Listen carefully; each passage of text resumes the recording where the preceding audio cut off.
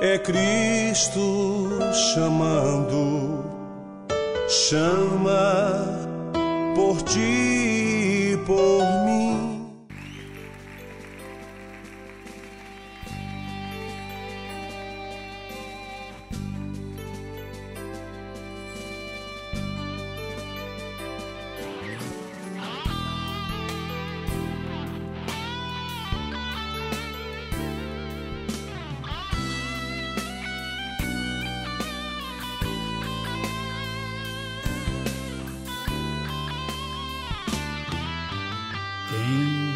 Quem posto a mão no arado não pode mais olhar para trás, pois quem no arado põe a mão, trabalho certo e perto, tem serviço e profissão.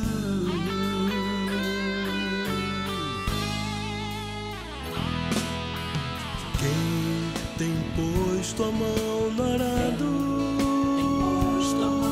não pode mais olhar para trás, pois quem no arado põe a mão, trabalho certo e perto, tem serviço e profissão.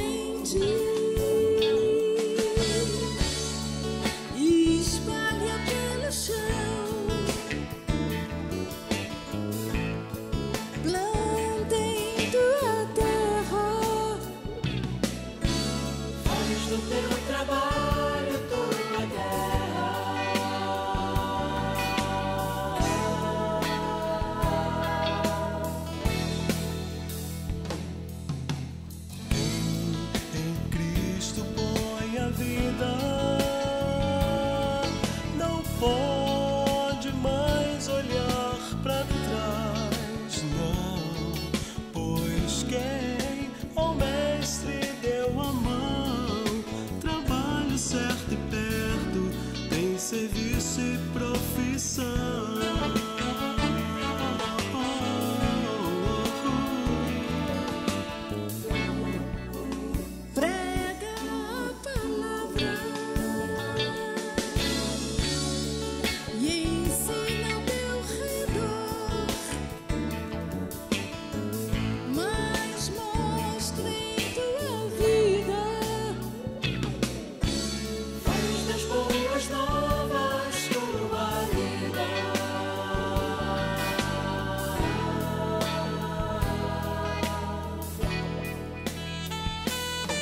Pois quem tem posto a mão no arado, não pode mais olhar para trás, pois quem no arado põe a mão, trabalho certo e perto, tem serviço e profissão.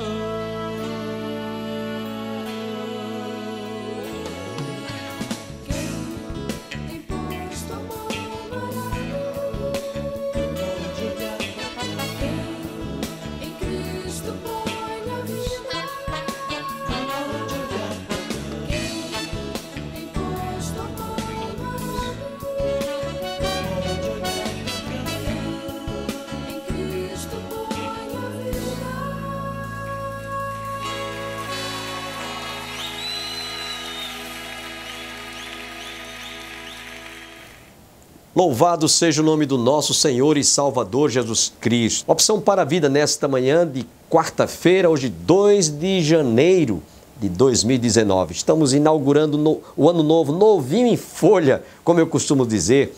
E eu espero que você realmente continue ligado conosco. Dentro de mais alguns instantes, nós estaremos trazendo uma palavra em cima de uma mensagem que nós transmitimos em nosso templo.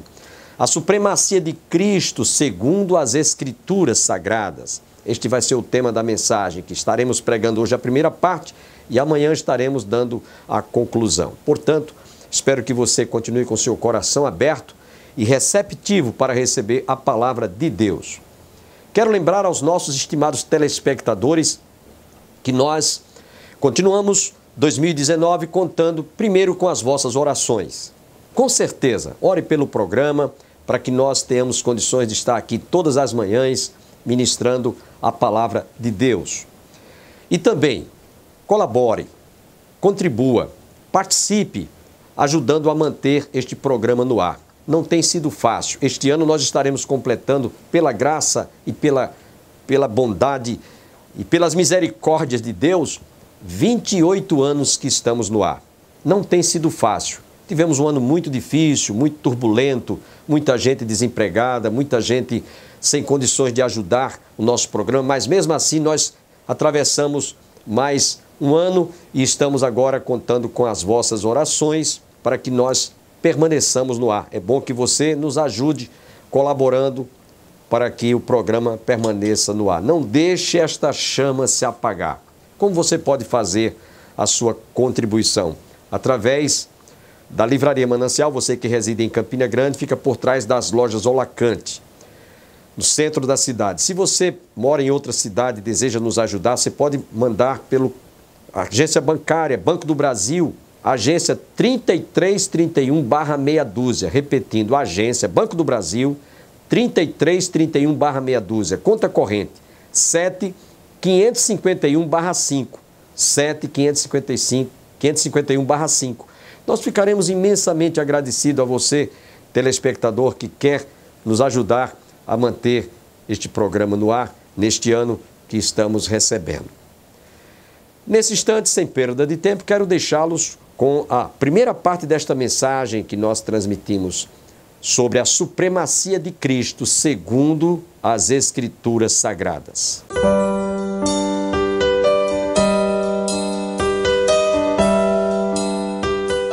Estarei falando hoje sobre o tema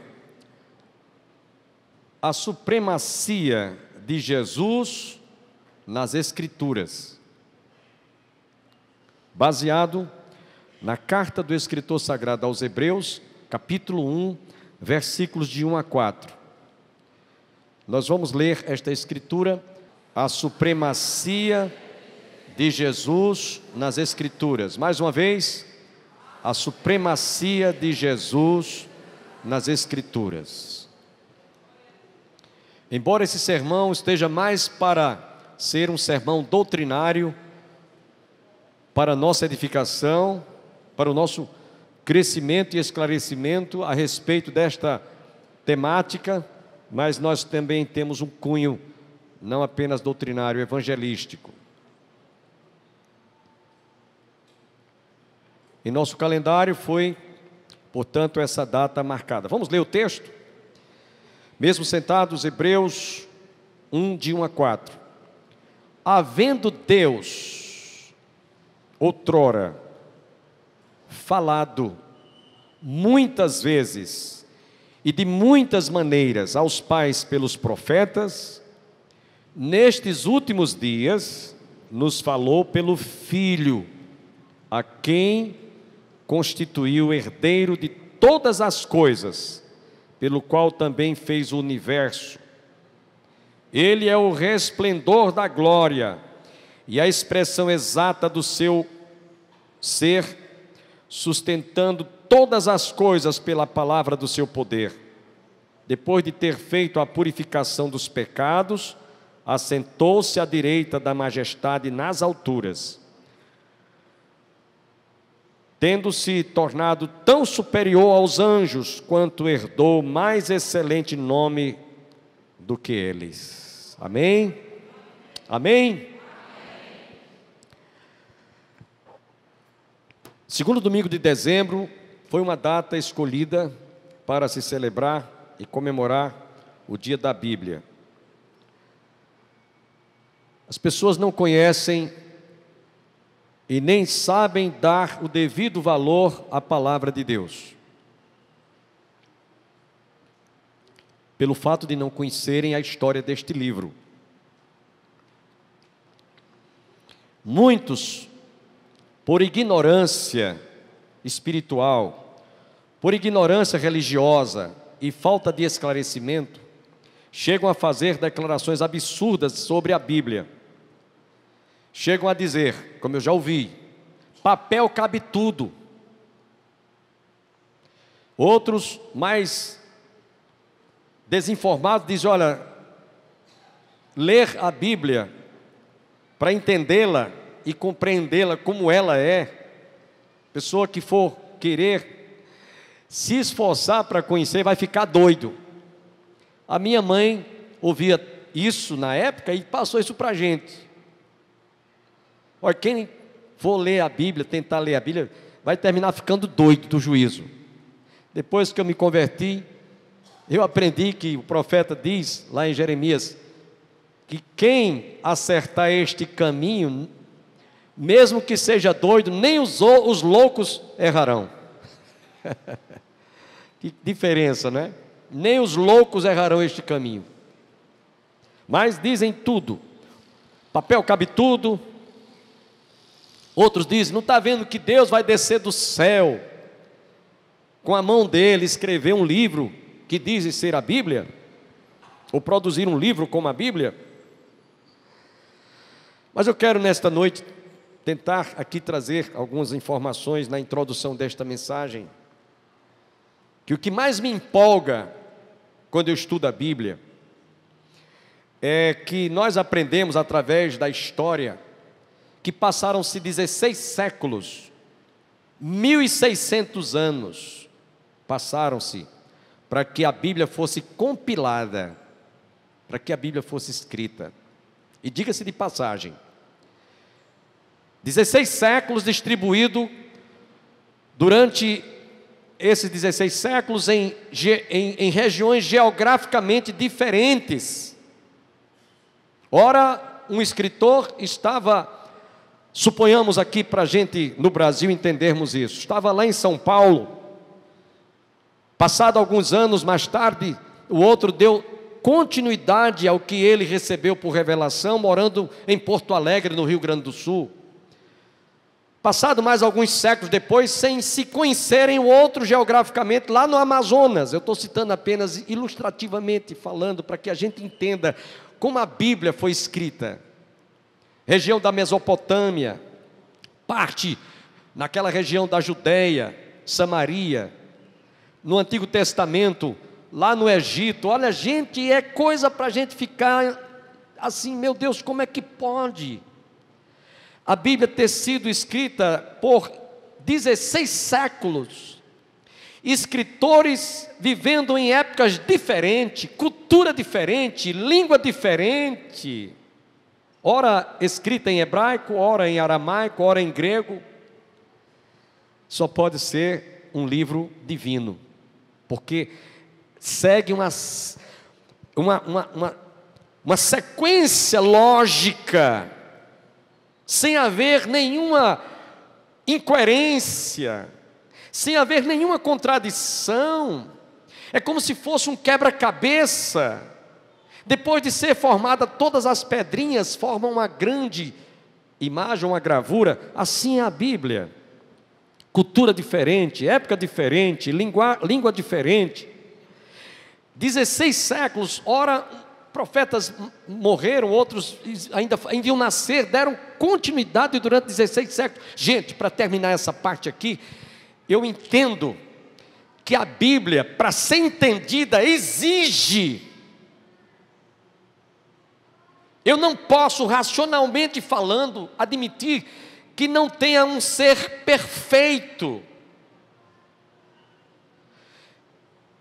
que concatenou os assuntos de forma cronológica, logicamente falando, com uma perfeição tão rara, que eu tenho que admitir que a Bíblia é um livro transcendental e também é um livro sobrenatural, porque o autor é Deus. Amém? Não tem outra explicação para dar. O autor é Deus. Ele usou 40 escritores distribuídos durante 16 séculos para que todo esse livro, como nós temos hoje, composto de 66 livros, 39 do Velho Testamento e 27 do Novo Testamento. Aí eu quero aproveitar aqui para dizer que muitas pessoas católicas, com todo respeito, aqueles que me assistem agora no YouTube, no programa da televisão, dizem a Bíblia dos protestantes ou dos crentes é incompleta. Não é incompleta. A Escritura é composta de 66 livros, 39 do Antigo Testamento, 27 do Novo Testamento, porque é assim que está no original, que pertencem aos judeus. E para a gente entender isso aqui, é como você sabe que existe escritura pública, existe escritura particular, de qualquer propriedade, de qualquer terreno, de qualquer imóvel. E o que vale perante qualquer questão jurídica é a escritura pública, não a escritura particular. E esses livros, que são compostos de 7 livros chamados apócrifos, são livros que não são inspirados. Então, quero que você pense um pouquinho comigo, porque nós afirmamos que são 66 livros, e não mais livros além destes. Aí você pergunta, de acordo com o texto, que tomamos como base para trazer esta mensagem, havendo Deus outrora falado muitas vezes, o advérbio de intensidade, muitas vezes, e de muitas maneiras, aos pais, pelos profetas. E aí, como foi que esse livro foi compilado? Como é que ele chegou ao que nós temos em mãos hoje? No início, Deus revelou, através de Moisés, que foi o autor dos 5 primeiros livros do Pentateuco, Gênesis, Êxodo, Levítico, Números e Deuteronômio, os 5 primeiros livros da Bíblia. Muitos desses livros, que está narrado nesses livros, muitas narrações, histórias destes livros, Deus revelou, ou através de sonhos, ou através de visões, ou Deus mesmo ditou as palavras. A exemplo dos 10 mandamentos, revelados a Moisés, lá em Êxodo 31, 18 diz: e tendo acabado de falar a ele no monte Sinai, deu a Moisés as 2 tábuas, do testemunho, tábuas de pedra, escritas pelo dedo de Deus. Estou citando Êxodo 31, 18. Deus foi quem, em certas ocasiões, ditou que era para ser revelado, ou verbal, ou inspirado pelo Espírito Santo de forma plenária. Mas Deus revelou. Ora foram escritas em couro, outras vezes escritas em tábua de pedra, exemplo dos decálogos, ou até mesmo em tabuinhas. Eu quero citar para vocês que na própria palavra de Deus, Deus recomendava aos profetas que a sua palavra fosse conservada em vasos de barro. Isso está lá em Jeremias 32, 14.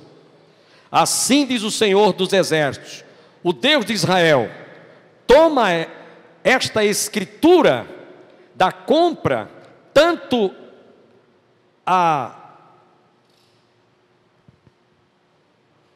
ser escrita, mete-as num vaso de barro, para que se possa conservar por muitos dias. Eu estou citando Jeremias 32, 14. E aí muitos dos escritos, tanto do Velho Testamento quanto do Novo Testamento, foi escrito assim, ora em pedras de tábua, ora em couro, papiro, que era o escrito da época. E foi por isso que Deus aqui em Hebreus, conforme lemos, ele declarou: havendo Deus outrora falado muitas vezes e de muitas maneiras. Foi assim que Deus revelou a sua palavra aos pais pelos profetas. Esses pais pelos profetas, tanto foi profetas maiores quanto profetas menores. Quando nós realizamos viagens à Terra Santa, sempre eu procuro trazer alguma coisa que me chama a atenção. Isso que eu vou mostrar para vocês agora é papiro. Isso aqui é papiro legítimo. Isso que vocês estão vendo aqui. Aqui é um mapa que foi supostamente desenhado, certamente, quando Jesus fugiu, isto é, Maria e José tiveram que fugar para o Egito para não ser morto por Herodes. Isso aqui é papiro. Isso aqui é papel. A gente entra numa fábrica, num fabrico de papel, primitivamente falando, como era feito com papiro, é isso aqui.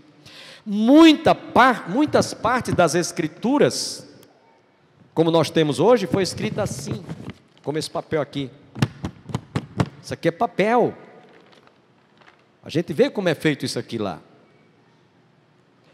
Isso aqui era enrolado como esse pergaminho, colocado dentro de um vaso de barro e enterrado em terra ou colocado em cavernas.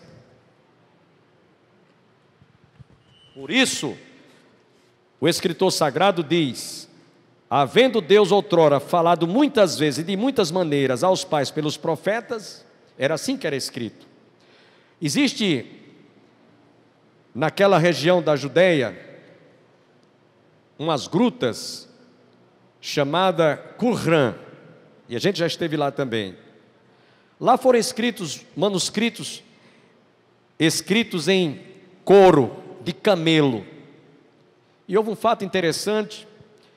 Um certo pastor estava cuidando das ovelhas e percebeu que havia algumas ovelhas adentrado lá numa caverna, e ele jogou várias pedras para que elas fossem enxotadas e elas saíssem da caverna. Como algumas não saíram, ele foi lá. Quando ele chegou lá, encontrou alguns pedaços de couro. Ele não sabia que aqueles pedaços de couro tratavam-se de pergaminhos. Levou para a cidade. Chegou lá, ofereceu a um sapateiro. O sapateiro comprou para fazer correia de sandálias e sapatos de couro. Mas um rabino, na ocasião, passando por ali, viu e percebeu que aquilo se tratava de uma relíquia. Tratava-se de algo extremamente valioso. Tratava-se de manuscritos. Enquanto que o sapateiro comprou por troco de nada. Quando o rabino descobriu que aquilo se tratava de um grande documento, e ele foi perceber que era parte do livro do profeta Isaías, ele comprou por uma fortuna. Essa parte hoje está no Museu do Livro em Israel. Quem vai a Israel visita isso e vê lá. É uma réplica do livro do profeta Isaías, que foi encontrado dentro de uma caverna. Então, parte foi escrita em couro, parte em papiro, outras vezes esculpida em pedra ou em madeira. E aí o profeta, conforme lemos, ele diz, lá no livro do profeta Isaías, que essa parte, aliás, não é Isaías, é Jó, nos diz: quem me dera fosse escrita em tábuas, escrita com pena de ferro, as minhas palavras. E aí nós temos a Bíblia, hoje, como nós a temos. Então, foi assim que a Bíblia chegou até nós. Eu não posso entender de outro jeito, de outra maneira. Mas voltando aqui ao texto. Havendo Deus outrora falado muitas vezes e de muitas maneiras aos pais pelos profetas, os profetas maiores, os profetas menores. E aí você vai ver profeta Isaías, profeta messiânico, falando até da cidade aonde Jesus, a mãe de Jesus seria uma virgem. Está lá no capítulo 7, versículo 14. Portanto, o Senhor mesmo vos dará um sinal: eis que a virgem conceberá e dará à luz um filho, e lhe chamará Emanuel. Isso 700 anos antes de Cristo. Isaías era um profeta maior. Ele não só profetizou o nascimento de Jesus, que seria de uma virgem, Mas ele diz lá em Isaías 9,6: um menino nos nasceu, um filho se nos deu, seu nome será maravilhoso, conselheiro, Deus forte, Pai da eternidade, príncipe da paz. E no capítulo 53 do profeta Isaías, ele descreve toda a trajetória de Jesus, morrendo como ovelha, levado ao matadouro como ovelha muda, não abriu a sua boca. De sorte que Isaías é um desses profetas, por isso que Hebreus diz: havendo Deus outrora falado muitas vezes e de muitas maneiras aos pais, pelos profetas maiores e pelos profetas menores. Nós temos o exemplo do próprio Miqueias: e tu, Belém, terra de Judá, não és de modo algum a menor entre as principais de Judá, porque de ti sairá o guia que há de apacentar o meu rebanho, o meu povo de Israel. Profetas maiores e profetas menores, está em toda a Bíblia, falando do Messias. Presta atenção no que eu vou dizer agora. Todo o Antigo Testamento, desde Gênesis 3,15 até Apocalipse capítulo 21, o último capítulo de Gênesis Apocalipse, o tema de todo esse livro que é a Bíblia Sagrada, o livro que tem como tema, trata da supremacia de Jesus nas Escrituras. Amém? A história centraliza Jesus. Nosso calendário, quando a gente diz hoje, tanto de dezembro, ou tanto de janeiro, de ano de 2018, 2019, seja qual for a data, você diz depois de Cristo. E tudo que você olha para o passado, você diz antes de Cristo, de Jesus nascer. De sorte que Jesus é o centro da história. A própria justiça, quando vai lavrar algum auto, quando vai julgar algum réu, lá lavra na Escritura, depois de Cristo. E se ele viveu, se foi antes de Cristo. De sorte que Jesus é o centro de toda a história. Moisés, segundo as Escrituras, declarou: o Senhor, teu Deus, te suscitará um profeta do meio de ti, de teus irmãos, semelhante a mim, a ele ouvirás. Está lá em Deuteronômio 18,15. E em Atos 3,22, essa mesma palavra é repetida no testemunho de Pedro. Então, quando Jesus aqui esteve, ele foi a revelação física, biológica, o verbo que se fez carne habitou entre nós e vimos a sua glória, a glória como a do unigênito do Pai. No melhor desta mensagem, nós temos que fazer esta interrupção devido à exiguidade do nosso tempo. Mas você está convidado amanhã a estar conosco para ouvir a conclusão desta palavra que Deus nos deu. Eu agradeço a todos que estiveram conosco, espero nos reencontrarmos amanhã, pela graça de Deus. Até amanhã.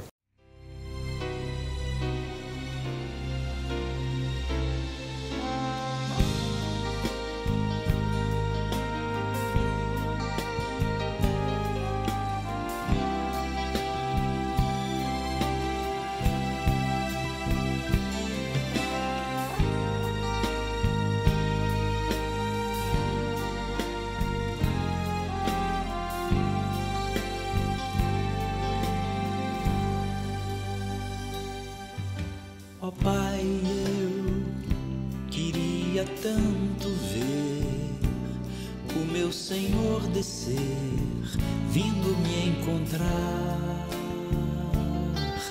Eu posso até imaginar a refulgente glória do Senhor Jesus transpondo as brancas nuvens no mais puro azul, onde nem sul nem norte existirá.